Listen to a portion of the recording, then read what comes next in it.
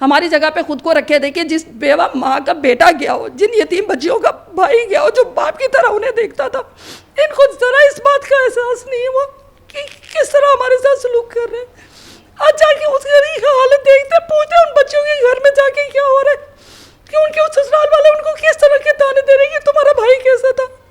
मेरे भाई के बारे में बिना तहकीक किए कुछ भी कहने से पहले एक बार तो सोच लेते कि कितने घरों में बेटियां बैठी हुई हैं, अब उनका तो कुछ कर नहीं सकते, अब उन्हें भी क्या हमारे घर पे बिठाएंगे। जरा एहसास नहीं कि ससुराल वालों में पता लगे तो क्या होगा। जवान बेटी घर में बैठी है, उसका रिश्ता कैसे होना है, किसी को जरा रत्ती बराबर एहसास नहीं है। 28 अप्रैल रायवन के करीब एक कत्ल होता है और उस फैमिली का ये कहना है मकतूला की कि ना सिर्फ लाश के साथ जानवरों से बदतर सलूक किया गया बल्कि उस फैमिली के साथ भी नारवा सलूक रवा रखा गया। क्या मामला है, ये इंसाफ के लिए दरबदर फिर रही हैं। कभी डीआईजी इन्वेस्टिगेशन के ऑफिस चक्कर लगा रही हैं फैमिली, और कभी जो है वो नवाब टाउन थाने तो कभी ग्रीन टाउन थाने के चक्कर लगा रही हैं। इन्होंने वज़ीर आला पंजाब मरीम नवाज़ को शिकायत भी दर्ज कराई है, लेकिन ताहाल इनकी दादरसी नहीं हो सकी। क्या मामला है, किस तरह से कत्ल हुआ, मकतूल की बहन इस वक्त मेरे साथ मौजूद है, उन्हीं से बात कर लेते हैं। पहले मुझे बताइएगा कि आपके भाई का क्या नाम था, क्या कारोबार वो करते थे, और ये कत्ल जो आप कह रही हैं कि उनका हुआ है तो किस बिना पर आप कह रही हैं कि उनको जो है वो कत्ल किया गया। मेरे भाई का नाम नदीम अहमद सिद्दीकी, ऑनलाइन काम करता था और बेसिकली गया है कि ये कारोबारी मामले के ही सिलसिले में इसे कत्ल किया गया है। मगर पुलिस जो है इस मामले में बिल्कुल बात करने के लिए तैयार ही नहीं है। वो 4 महीने गुजरने के बावजूद भी इस पॉइंट पर ही नहीं पहुंच पाई कि बच्चा कत्ल क्यों हुआ है। जब तक आप कत्ल की वजह पर ही नहीं पहुंचोगे, उस बात पर ही नहीं पहुंचोगे बच्चे के साथ हुआ क्या है, आप इधर उधर की बातें करके सिर्फ टाइम वेस्ट कर रहे हैं। 4 महीने गुजर गए हैं, इस तरफ ध्यान ही नहीं दिया गया है। इस दौरान तो उसके सारे एविडेंस भी ख़त्म हो चुके होंगे जिसके साथ भी उसका लेन देन का मामला था, और जो मेरे भाई के पास सबूत हैं वो ये देने के लिए तैयार नहीं। मेरा भाई कत्ल हुआ है, मेरे भाई के ऑफिस से सारा सामान इन लोगों ने गबन कर लिया है, सारी चीज़ें गबन कर ली गई हैं। मेरा भाई किसी का कातिल तो नहीं था ना, उसे तो कत्ल किया गया, तो उसके ऑफिस जाके छापा मारने का क्या तुक बनता था। अच्छा, लेन देन का क्या मामला था, किससे लेन देन था उनका, और किस तरह से ये वाक़या जो है वो वक़ूफ़ पज़ीर हुआ, किस तरह से उन्हें कत्ल किया गया। अभी तक इस कुएं की समझ नहीं आ रही है क्योंकि ये पूरा एक प्लानिंग के तहत किया गया है। मेरा भाई को जिस तरह से कत्ल किया गया है, पुलिस का कहना है कि जी गलती, एक बार उन्होंने बयान दिया कि गलती से गोली चली और लड़के की डेथ हो गई। दूसरे बयान में एफआईआर में उन्होंने दर्ज करवाया है कि जी बाहर से 2 लड़के आए हैं, उसे कत्ल फायर किया है और कत्ल हो गया है, जबकि मौके के शवाहिद इस बात की नफ़ी करते हैं कि ऐसा कुछ भी नहीं हुआ। गलती से गोली अगर चली है तो उन्होंने क्यों नहीं ये बात बताई कि अभी तक के गोली राइट हैंड से चली है या लेफ्ट हैंड से चली है, और फिर गलती से चली हुई 1 गोली होती है, गोलियां 3 चली हैं। दूसरे उसमें वाकई में कहते हैं बाहर से कोई गोली मार के गया है। बाहर से कोई गोली कैसे मार के जा सकता है। मेरा भाई है, मैं उसको बहुत अच्छे से जानती हूँ, वो कभी भी रोड पे इस तरह गाड़ी नहीं खड़ी करके कहेगा किसी को कि मेरे अंदर आ जाओ और गोली मार दो। उसकी गाड़ी को लगे हुए फायर और शीशा तोड़ने की कोशिश बता रही है कि इसको तोड़ने की कोशिश की गई है, तो वो दरवाज़ा खोल के खुद को तो नहीं कहेगा ना कि आप बैल और मुझे मार दे। कि पूरा आपको किस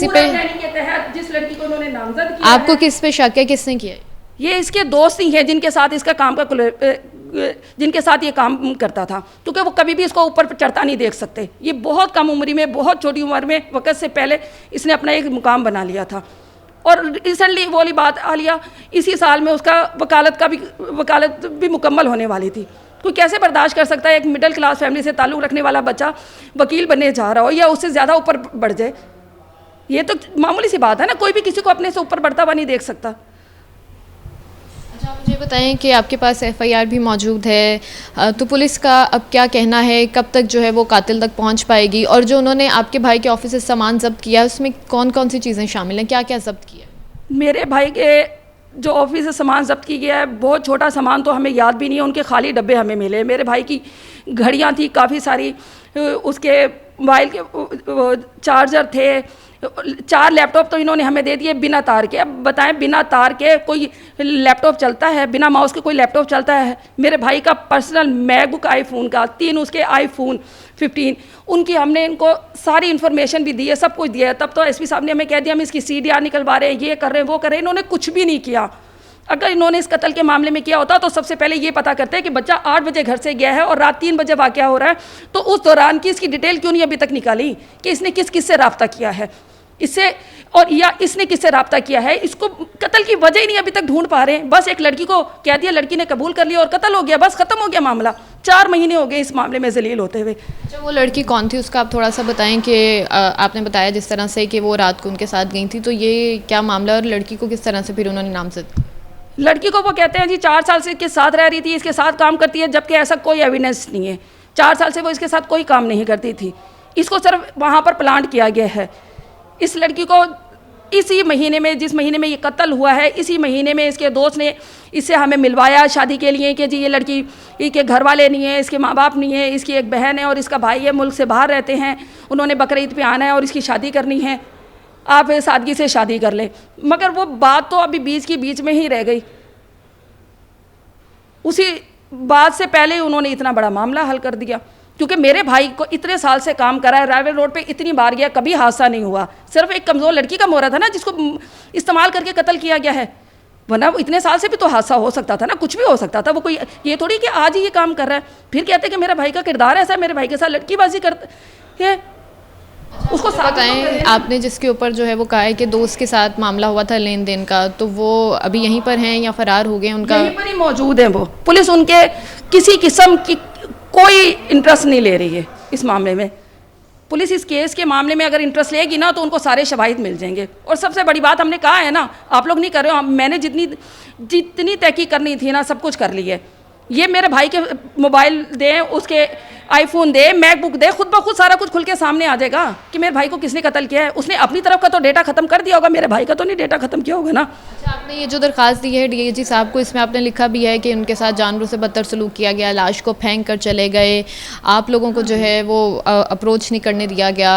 तो किस तरह से आपने ये जो है वो फेस गुजारा, किस तरह से आपने जो है वो मुख्तलिफ थानों में, अब आप देख रहे हैं कि हम देख रहे हैं कि आप जा रही हैं। हमारे साथ जितना बुरा सलूक किया गया है ना, अल्लाह किसी दुश्मन के साथ भी ना करे। इतने बड़े हादसे के बाद भी हमें कहते हैं कि हम पहले से सोए हुए थे।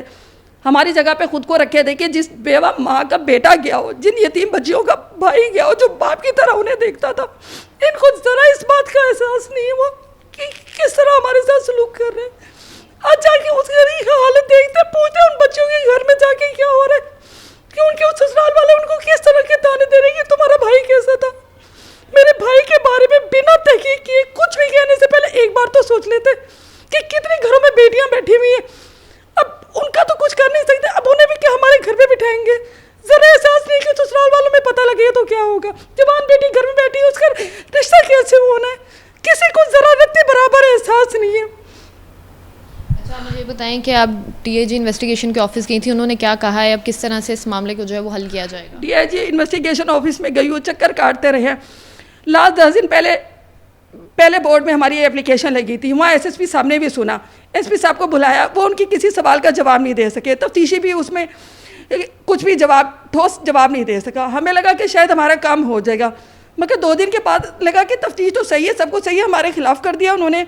अब दोबारा हमने सेकंड बोर्ड में डीआईजी साहब को दिए, पर मुझे कतई उम्मीद नहीं है कि यहाँ से भी हमें यहाँ से कुछ हासिल होगा। तो फिर आप किस तरह से उम्मीद रखती हैं, आपको इंसाफ कैसे मिलेगा? मुझे कतई उम्मीद नहीं है कि कोई इंसाफ मिलेगा। सिर्फ कहने का यही मकसद है कि इस तरह जलील करने से बेहतर है ना कि बंदा सबको गोली मार देता। कम इतनी जलालत तो नहीं भुगतनी पड़ती। हमने मरीम नवाज़ को भी दिया, उससे अलावा सियासत के और बहुत से लोग हैं जिनको मैं एप्लीकेशन दे चुकी हूँ, जो सियासत के बड़े ओहदों पे बैठे हुए, मगर किसी ने इस बात को सीरियस लिया ही नहीं है। कत्ल हुआ, कोई मजाक तो नहीं हुआ है ना, गरीब है तो क्या मतलब है, जो जिसका दिल आएगा करके चला जाएगा। मेरे भाई ने बिगाड़ा क्या था किसी का, अपना सीधा काम करता था, अपने काम से काम रखता था, वो किसी के साथ उसने कभी उफ तक नहीं करी है। मरीम नवाज़ को जो आपने दरख्वास्त दी थी उसका क्या बना है, कोई उसका रिस्पांस मिला आपको? अमल नहीं है, अभी उसका कोई रद्द अमल नहीं है। आप कोई दरख्वास्त करना चाहेंगे आला हुकाम से कि आपको जो है वो इंसाफ फराहम किया जाए, आपके भाई का कातिल से भी यही दरख्वास्त करना चाहूँगी कि अगर हो सके, मेरी इतनी ना गुंजाइश है और ना मेरी इतनी औकात है कि मैं इसकी पैरवी मज़ीद कर सकूँ, क्योंकि जितना सामने वाली पार्टी ने पुलिस डिपार्टमेंट को जितना पैसा खिला दिया है ना, मेरी सोच से भी बालातर है, मैं नहीं कर सकती। अगर वो मेरी आवाज़ सुन सकते हैं ना तो मैं चाहूँगी कि मेरे भाई को इंसाफ दिलवाया जाए। जी बिल्कुल, ये बहन यहाँ पर मौजूद हैं जो अपने भाई के लिए इंसाफ मांग रही हैं। थाना नवाब टाउन, ग्रीन टाउन, ये जो इन्वेस्टिगेशन के ऑफिस तक ये गई हैं। मरीम नवाज़ को भी इन्होंने दरख्वास्त दी है, लेकिन ये यही उम्मीद ज़ाहिर करी है कि ये केस की पैरवी कर कर के अब थक चुकी हैं, क्योंकि इनका ये कहना है कि सामने वाली पार्टी ने लेन देन के मामले पर ये कत्ल हुआ है, तो सामने वाली पार्टी ने पुलिस को पैसा खिलाया और पुलिस उस पार्टी के साथ मिली हुई है, जिसकी वजह से ताहाल इनको इंसाफ नहीं मिल सका। तो ये उम्मीद लगाए बैठी हैं कि ये यतीम हैं, इनका भाई इनका वाहिद सहारा था, तो इनको जो है वो इंसाफ फराहम किया जाए। और अदालत आलिया से भी इनकी यही दरख्वास्त है कि ये इंसाफ के मुंतज़िर हैं, तो इनके भाई का कातिल जो है वो ढूंढा जाए और इनको इंसाफ की फरहमी यकीनी बनाई जाए।